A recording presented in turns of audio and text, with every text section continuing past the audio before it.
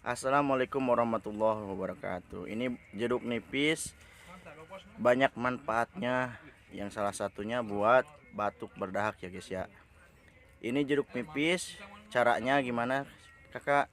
Caranya ini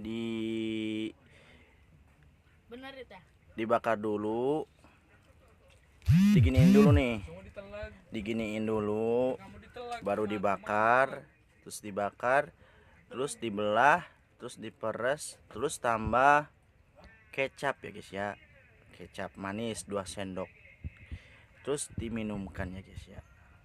Ini obatnya berkhasiat ya guys ya, obat alami buat batuk berdahak.